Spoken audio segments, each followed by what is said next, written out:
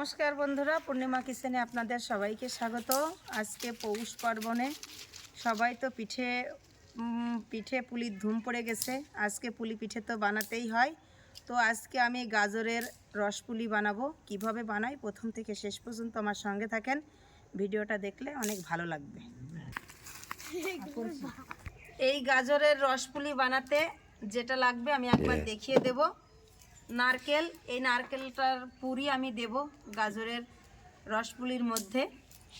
চিনি, এখানে নিয়েছি সুজি, গুঁড়ো দুধ আর গাজর, ঘি। আমি এই নারকেলটা দিয়েই পুর দেব। এই নারকেলটা ছুলে নেব।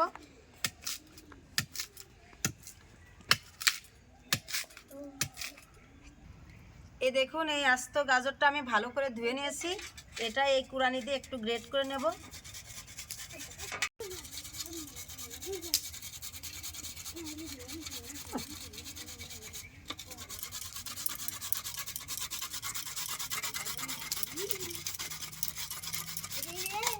হয়ে গেছে, দেখুন আমার গাজরটা গ্রেট করা আমি গ্রেট করে নিয়েছি। এবার এটা একটু হালকা সিদ্ধ করে নেব। ফোড়নটা ধরিয়ে নিলাম। এবার কড়াইতে দিয়ে দেবো একটু জল, অল্প করেই দেব গাজরটা সিদ্ধ হওয়ার মতো।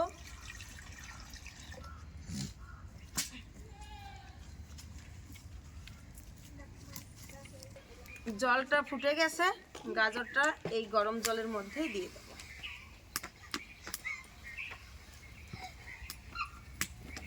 দেখুন কি সুন্দর আমার এই গাজরটা একদম গলে মিহি হয়ে গেছে। এবার আমি ঢেলে সেঁকে নেব।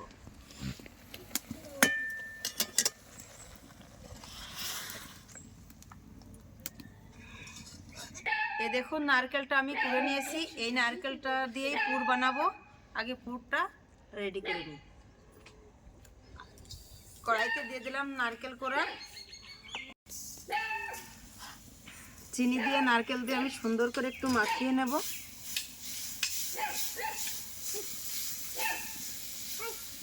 এর মধ্যে একটুখানি জল দিয়ে দেব। এর মধ্যে সামান্য পরিমাণে আমি ফ্রেশ গুঁড়ো দুধ দিয়ে দিচ্ছি।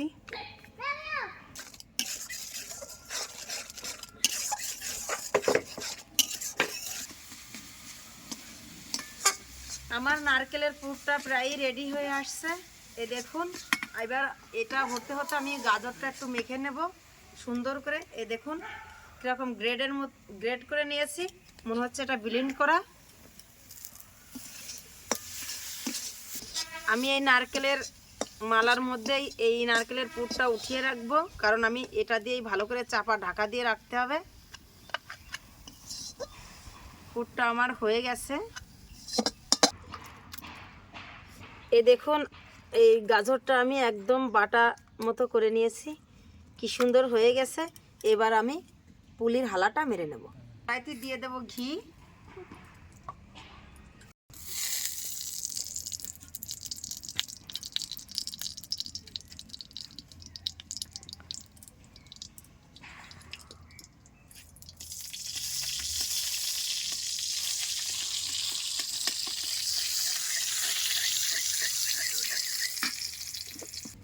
ঘিয়ের মধ্যে গাজরটা দিয়ে দেব।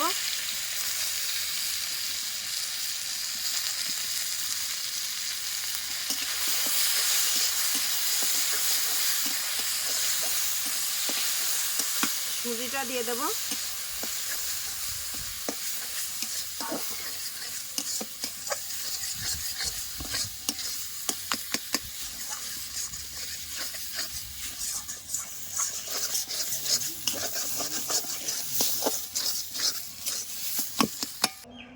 গাজর সুজি দিয়ে আমি একটু ভালো করে নাড়াচাড়া করে নিয়েছি। এবারে দেখুন ফ্রেশ গুঁড়ো দুধ, এই গুঁড়ো দুধ একটু দিয়ে দেব। হালকা আঁচে নাড়তে হবে, বেশি আঁচ দিলে কিন্তু এটা পুড়ে যাবে। এই দেখুন যেমন চালের গুঁড়োর হালা মারে, ঠিক সেরকমই আমার আটাটা মারা হয়ে গেছে। এবার এটা একটু আমি জোড়াতে দেব, দিয়ে যেই পুলিটা আমি রসে ভিজাবো সেই চিনি শিরাটা করে নেব।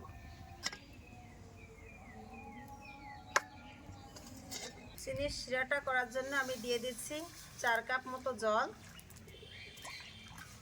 জলটা মেপে নিনি, একটা আন্দাজ করে দিয়েছি।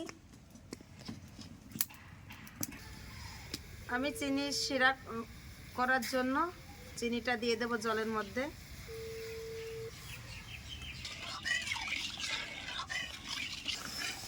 চিনির শিরাটা হতে হতে আমি হাতে পুলিগুলো বানিয়ে নেব। এই দেখুন আমি পুলির গোলটা করে নিয়েছি। এই যে আমার নারকেলের পুরটা, এটা আমি সুন্দর করে মেখে এই পুলির শেপে দিয়ে দেব, দিয়ে আমি মুখটা আটকে দেব।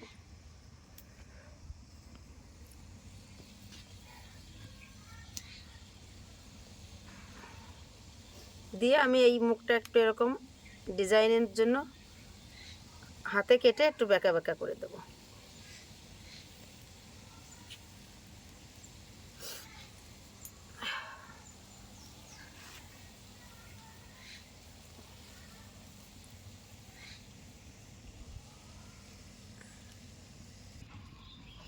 এ দেখুন আমার হাতে কি সুন্দর পুলিগুলো আমি বানিয়ে নিয়েছি।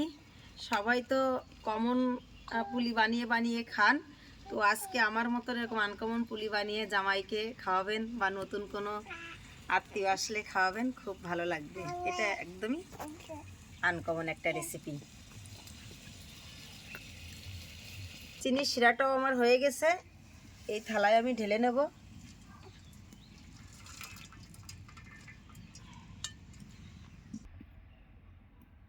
এবার কড়াইতে দিয়ে দিই আমি সাদা তেল। এই পুলিটা একটু ভেজে নিতে হবে।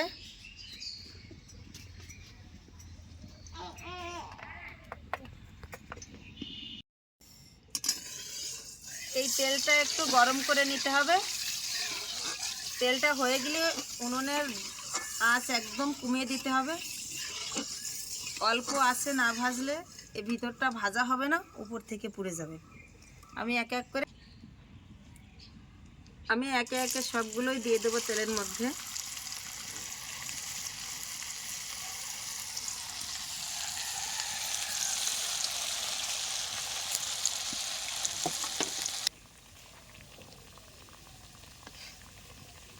এ দেখুন কি সুন্দর ভাজা হয়ে গেছে। এবার এই চিনির শিরার মধ্যে একে একে আমি তুলে নেব।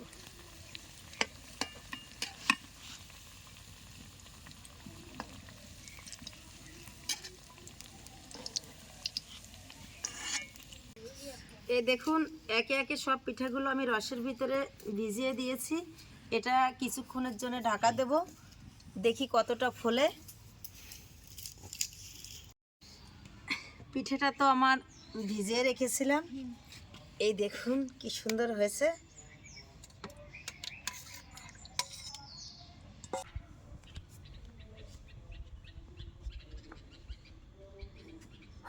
দেখুন পিঠেটা ফুলে কত বড় বড় হয়েছে, আর একদম মনে হচ্ছে ছানার জিলিপি যেরকম হয়, পিঠেটা একদম সফট, কি সুন্দর হয়েছে, খুবই নরম।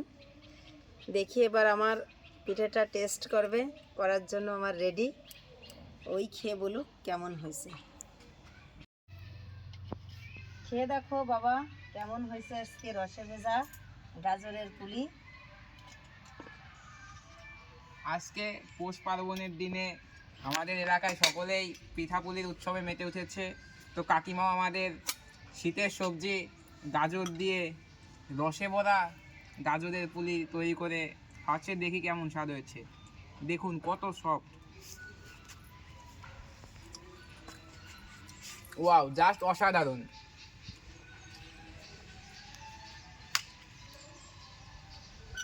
দেখুন কত রসে কি সুন্দর ভিজেছে, দেখেন আসলে অনেক অসাধারণ টেস্ট।